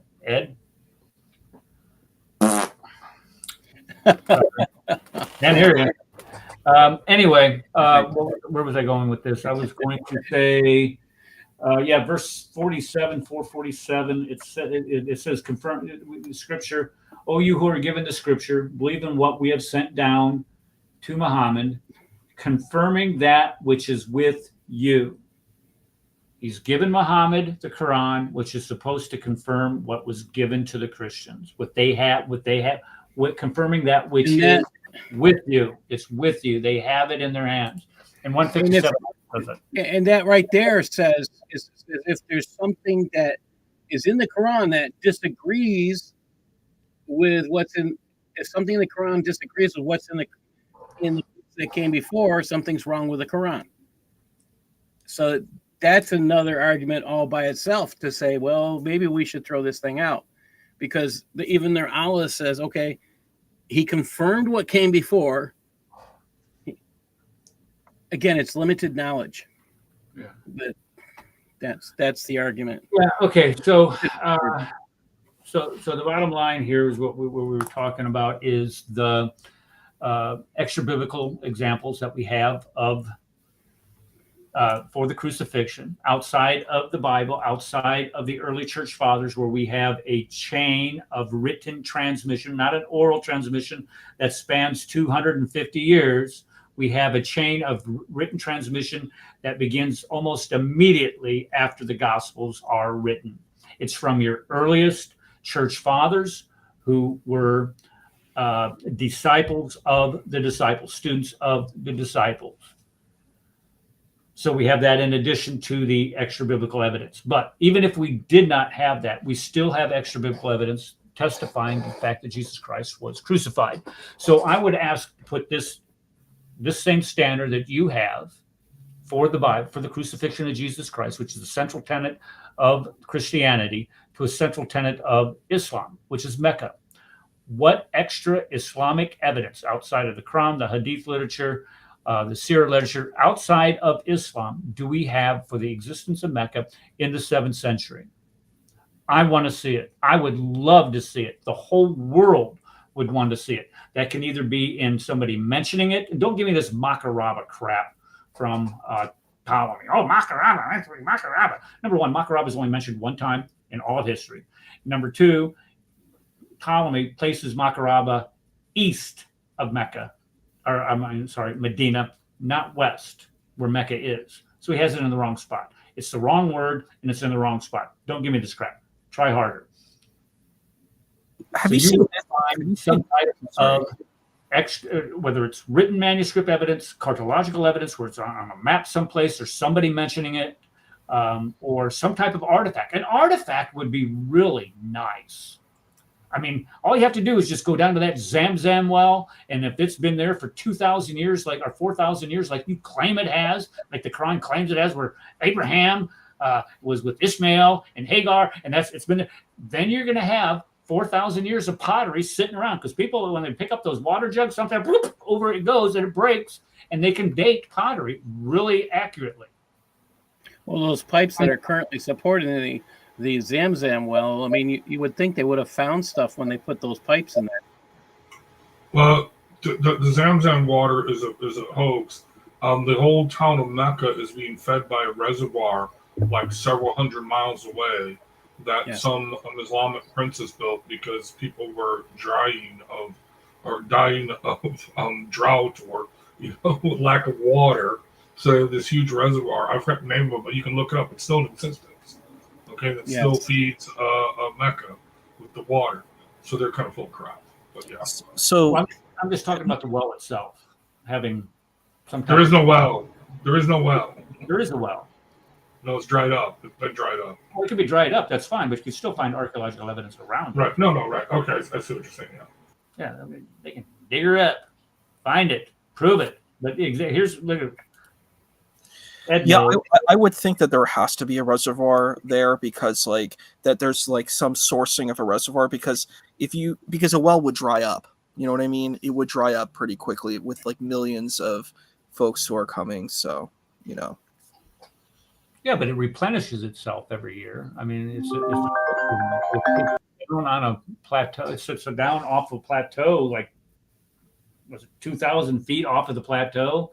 So all that water seeping through the pores of those rocks would be able to reset. You would think that there would be something there, but even with it, let's just forget the water. You can go digging there. You can go down there and just look around and find pottery if that did in fact exist for 4,000 years. And the fact is, it didn't.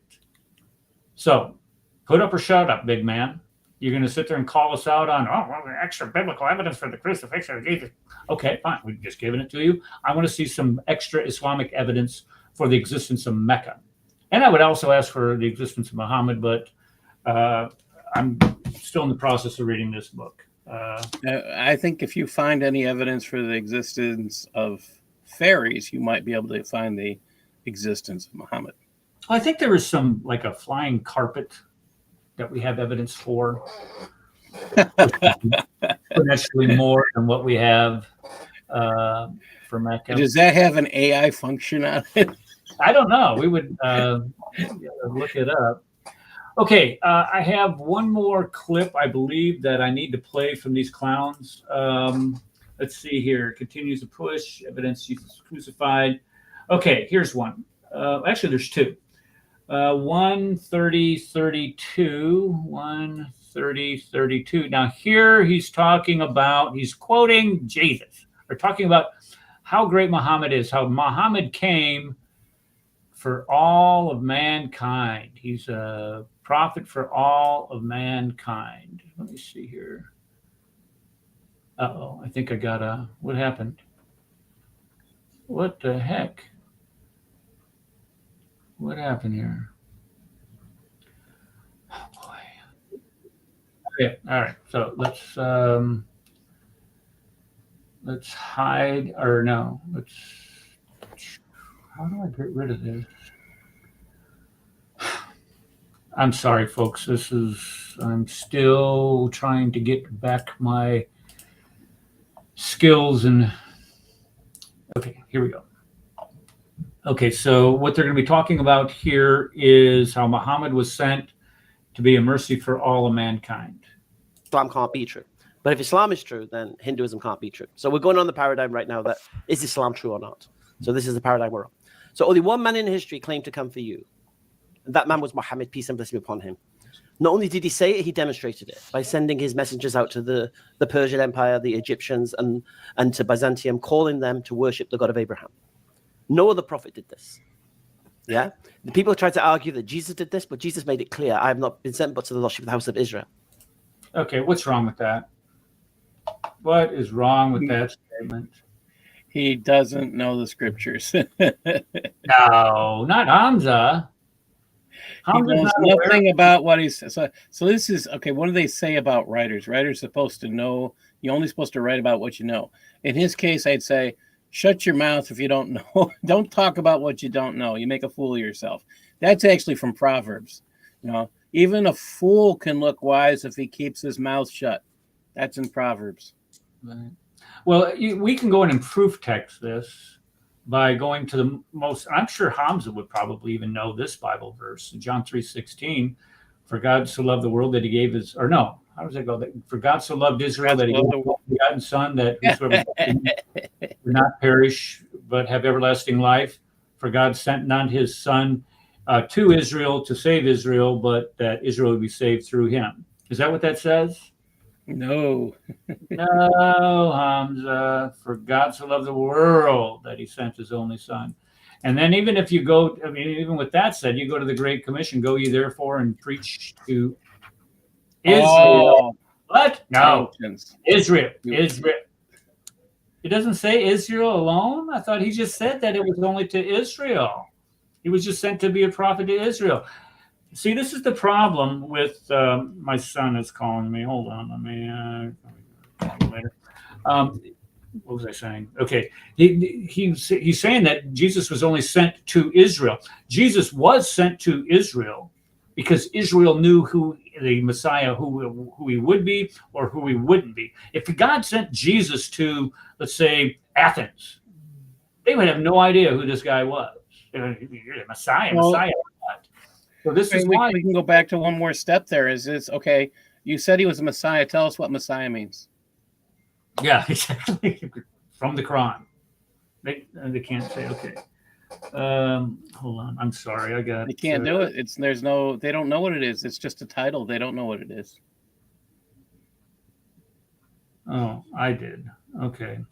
You know, I went on a trip this past weekend, and I was in a hurry to get out of the room, check out of the room, and get on the road, and I forgot my charger for my Apple Watch. Oh. Yeah. So I ordered a new one, and my son was just texting me to call me. He says, look, I left a charger in a hotel not long ago myself. That's so frustrating when you do stupid. I mean, you just do stupid stuff like that. I do it all the time. Okay. So since we cleaned up this mess, let's go ahead and clean up Hamza's last mess that he made here. And which one is this? His recommendation. Here he goes. He recommends, in order to get somebody to convert, what they need to do. And he says this on, hold on, let me go back to this. This is where is it? 140:40. Okay, so let me go to 140:40. 140, oops, 140, no, come on, no, come on. Sorry.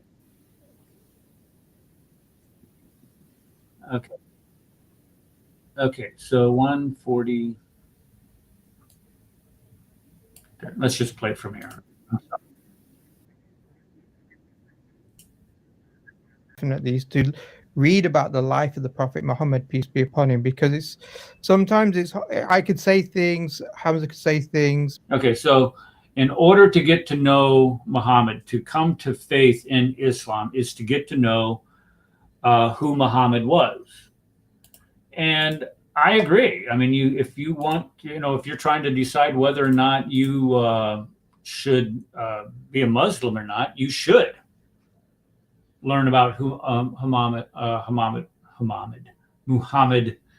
Sorry, folks, who Muhammad was. So what I'm going to do is I'm just going to do like top 10 things that they should know.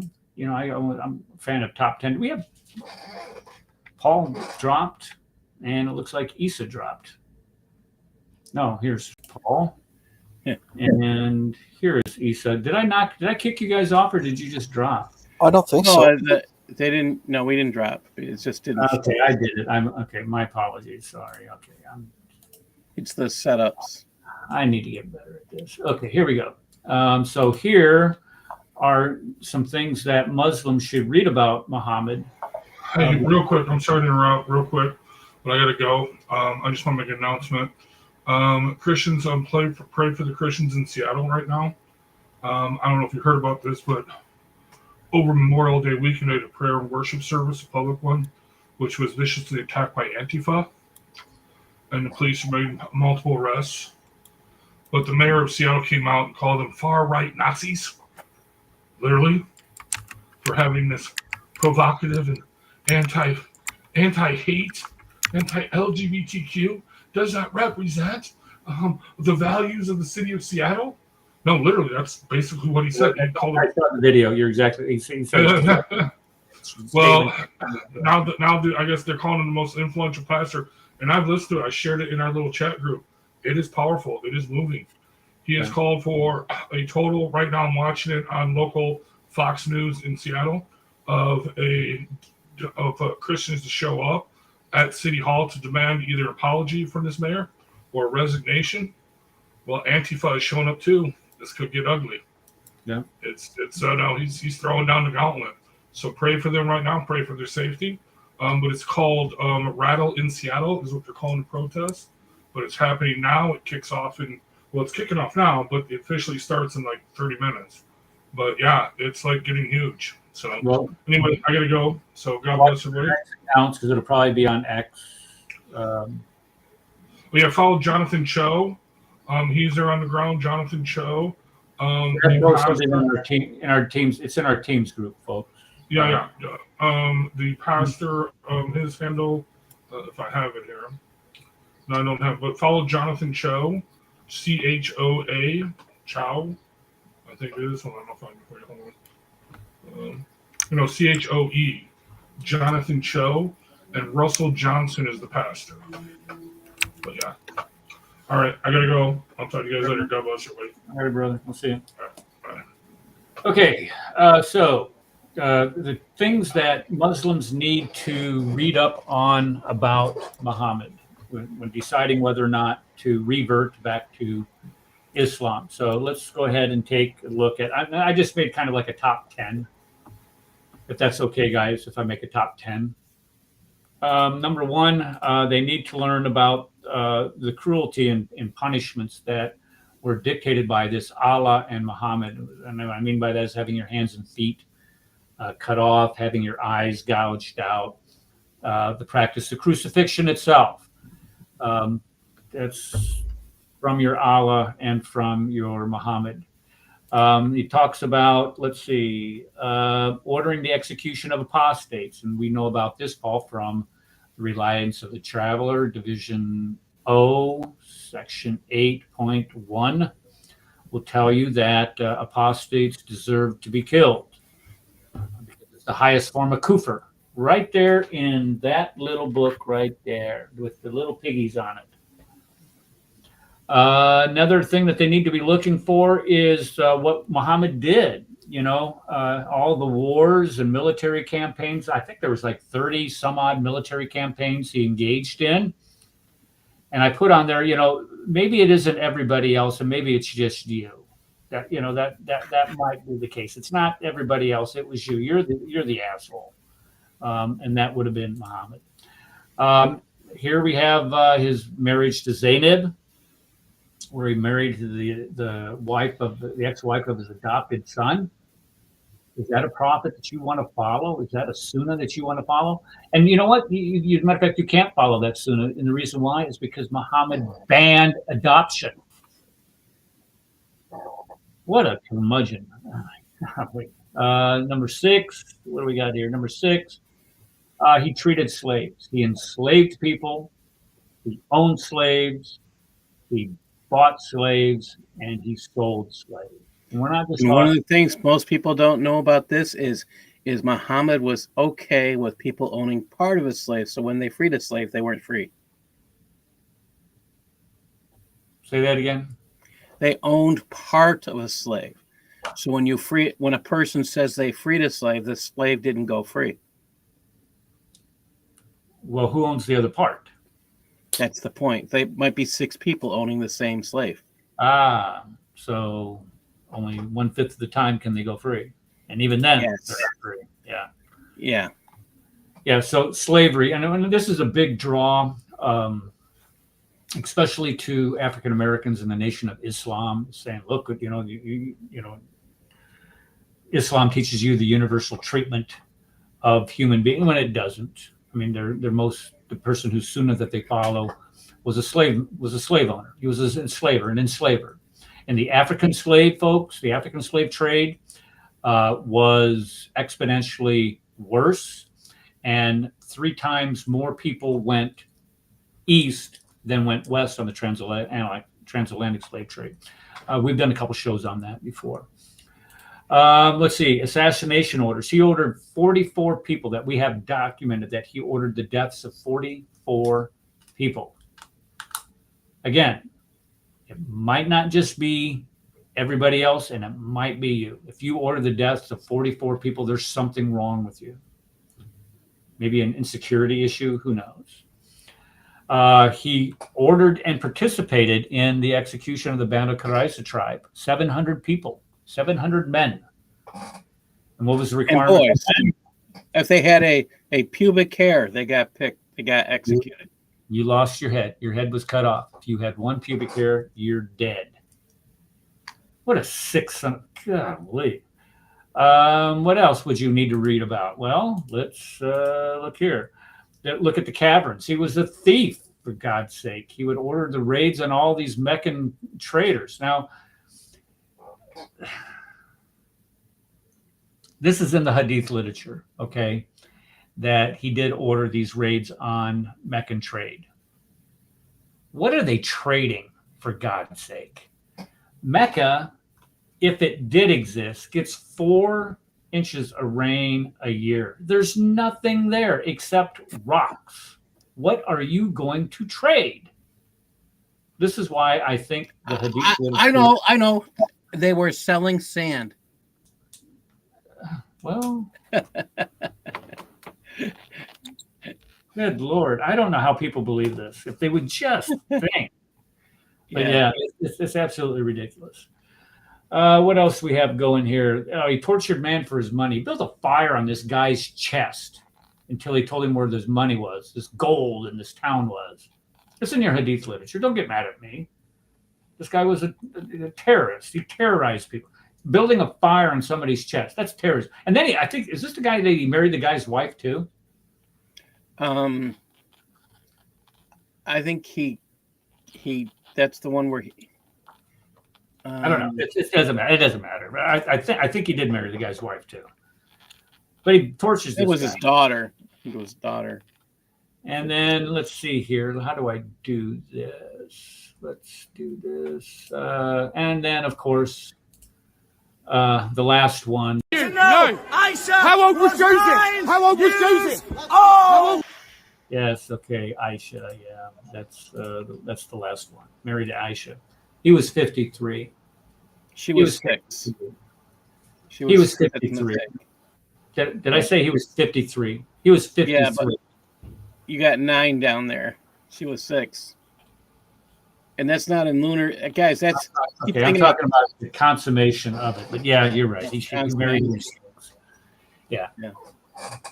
He was 53. Did I mention that? He was 53. I think I did. He was 53.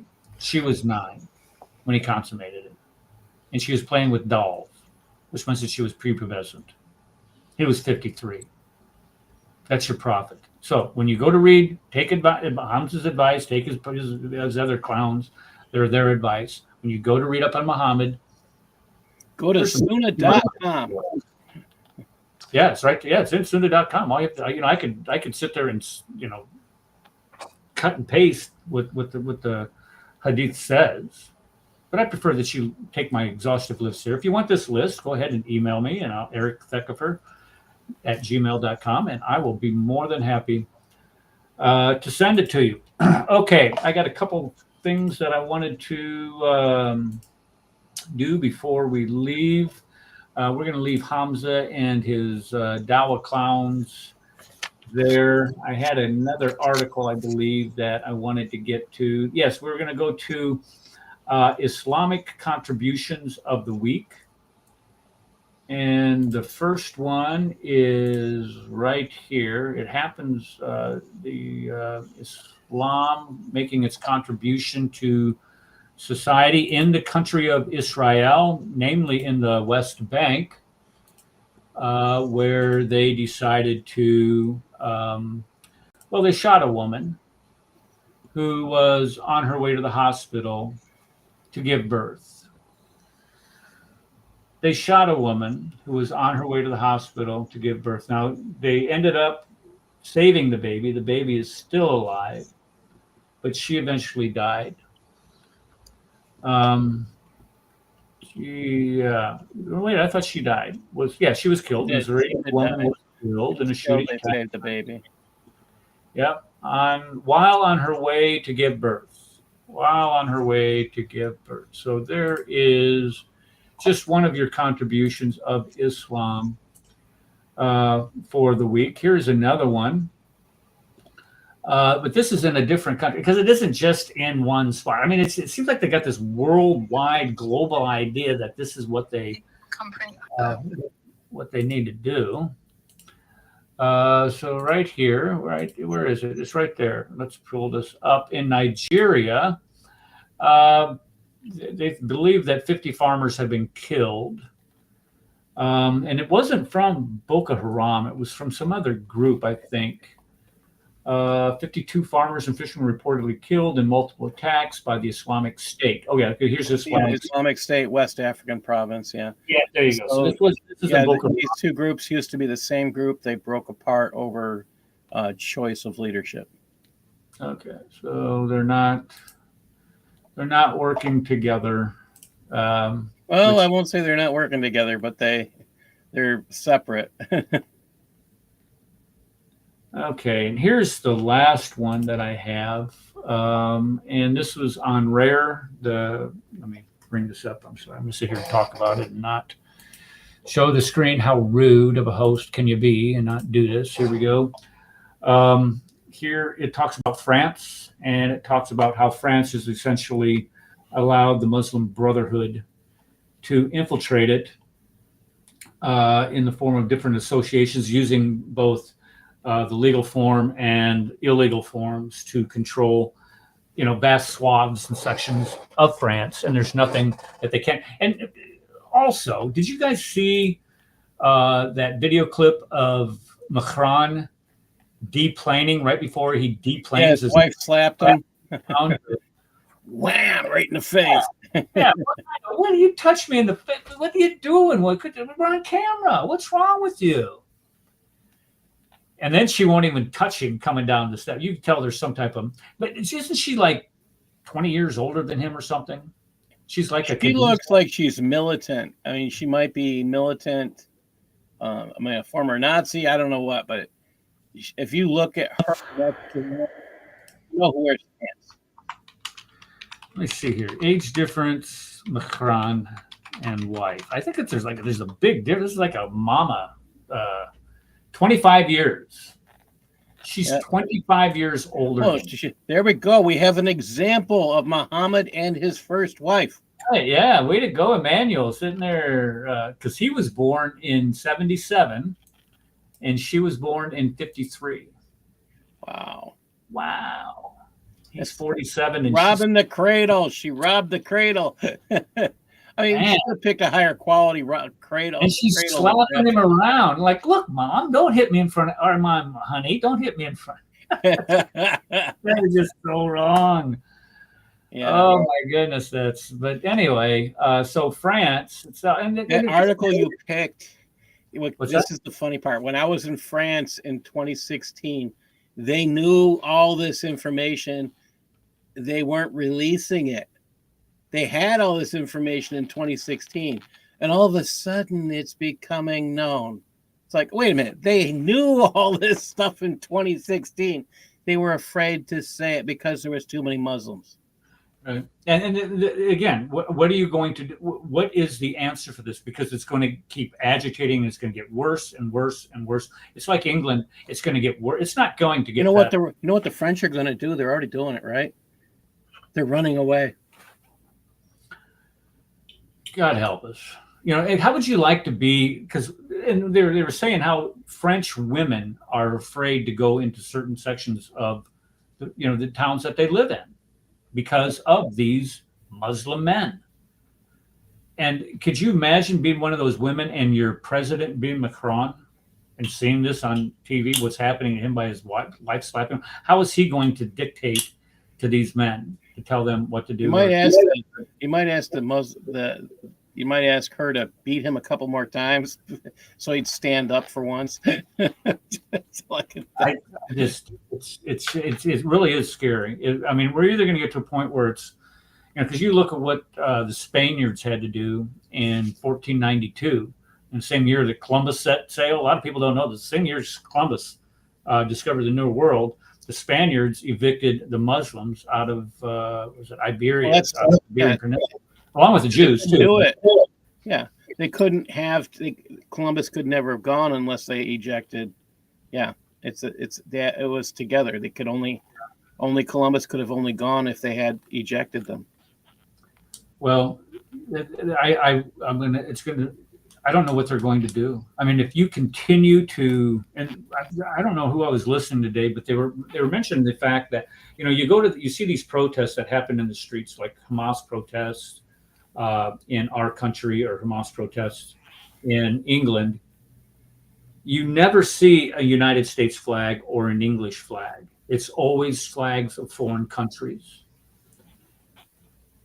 Never the flag of the host country, never saying anything positive about the host country.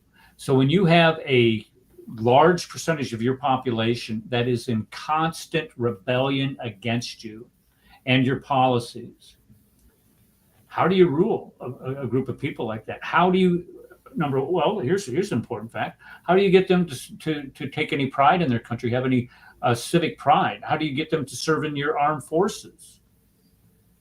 How does that work out? Nobody's going to want to. And the same thing is true in the United States. If people hate your country, you're not going to want to serve in the armed forces to defend it. You hate your country, unless you're going to go into to the armed forces to be some type of subversive. And that would be the only reason that I could think of. So it's really a scary time to see what's going to happen in these countries. And to be honest with you, I don't think it's going to start in England or in France. It's going to play someplace like the Netherlands, which has a huge... Netherlands and Denmark are slated to be the first totally. They're probably going to go within 20 years. Yeah. Sweden has maybe another 10, 15 years after that. Well, but Paul, they said that the UK, England may go first. Still. Say that again. England still may go first, though. I don't see England going first. I think it'll start in a smaller country and spread and then go to England, but I don't see them going first. Well, they're kicking out. They're actually, there's some major crimes that are going on because the Muslims have taken over certain areas. So until they kick those guys out, because the Brits won't carry the guns. Yeah, really. I mean, okay. Yeah, and they won't defend their children. My heritage is British. I'm very, very angry against that. They won't defend their own children. And who does? That's why I say the UK. What kind of man are you if you don't stand? I mean, you're more afraid to be calling a name, being called a name, than you are to defend your little girls. What kind of piece of garbage are you? What kind of coward are you? Oh, don't call me an Islamophobe. Hey, British man, you're hearing it from a guy whose heritage is British. All right, my family's been here 400 years. Put on some big boy pants. Get out there and defend your women. It's just sad watching this. Okay, guys, I think I'm gonna call it a night unless you guys have anything that you want to add. Anybody have anything that they have for the peanut gallery? Isa, Ed, we can't hear you still. Sorry, I turned off. Yeah, I'm here. Yeah, it's interesting. I'll send you my paper. I'd like to see your the presentation. It's an interesting conversation. I think the Islamic dilemma it's an important conversation to have, and it's very strange the kind of answers that are seen. I don't quite get it, the answers, but okay, folks, the Islamic dilemma is thus: the Quran confirms the inspiration, preservation, and accuracy of the Bible. It confirms it all over the place. Nowhere in the Quran does it say that the Bible is corrupted. It says it confirms it. However, the Quran contradicts the Bible. And since it contradicts the Bible, it is not confirming it. So if Christianity is true, if the Bible is true, and the Quran claims to confirm it, Islam is false. Why is Islam false? Because it does not confirm it. Christianity teaches Jesus was the Son of God. Jesus was the risen Savior. And if the Quran is I got stuck on it. If the Quran is true, then Islam is false. Then Islam is false. If the Quran is false, then Islam is false. Either way, Islam is false. That is the Islamic dilemma. You guys probably do a lot better job. I understand. I know what it is. I just have a hard time explaining it. Sorry. Okay, so yeah, send me that paper, Isa. I'd be happy to. I'd be excited to read that, and I'll send you. What was I sending? I was sending you something. I suppose when I read the paper, I'll know what I was talking about.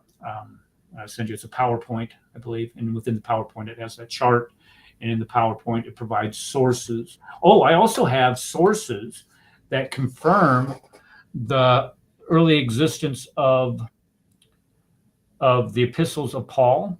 There's a source out there that says that the epistles of Paul were well preserved, well into the late 2nd century. But listen to this one. There is a source out there that says that the Gospel of John, an original copy of John, still existed around 300 AD. Wow. Yeah. So if you have an original copy of the Gospel of John in 300 AD, when are you corrupting it? Where is it corrupted? Between 300 AD and what? The Council of Nicaea? Or, the publication of the Vaticanus or the Sinaiticus? No, sorry. Okay, we'll call that a night. And again, we're probably not going to be here until like the 3rd, maybe the 4th Tuesday of June. I'll send you guys messages on Facebook and or Teams to keep you abreast. Come to Paul's show on Thursday at 5. What is it about, Paul? What are we talking about? Thursday at 6 Eastern time. We're going to be talking about oath breaking. Believe it or not, it's considered even oaths and oath breaking is considered a crime because it's listed in the Book of Crimes. That's section O. It's not the Book of Justice. It is the Book of Crimes if you read the Arabic, which is kind of interesting. You've been talking this anyway. I was going to say you've been talking to a Well, and then there's Yusuf, who also translates. So Yusuf's from Saudi Arabia. So it's really interesting. It's like I'm trying to get accurate translations. And yeah, that to me is a huge thing because there's so much not translated. We're translating this stuff they don't want us to know. Some of this is so perverted. They realize the Traveler is so perverted. It's embarrassing to bring this stuff up, but you know what? If you don't know, I mean, to think that, I can't even say some of this stuff. It's so nasty to think that all this stuff on your show. We don't want any of that nastiness. Yeah, it's nasty. I can't. I'm having a hard time deciding. I'll send you a video to look at. Don't watch it around your family. Yeah. 5 o'clock Central Standard Time, 6 o'clock Eastern Standard Time, Thursday. See you all then. God bless you. And Kufar Akbar.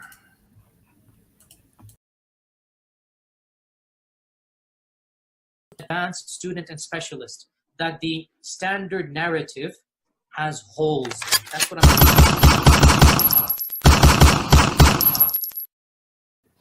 that the Muslims were rioting against one another.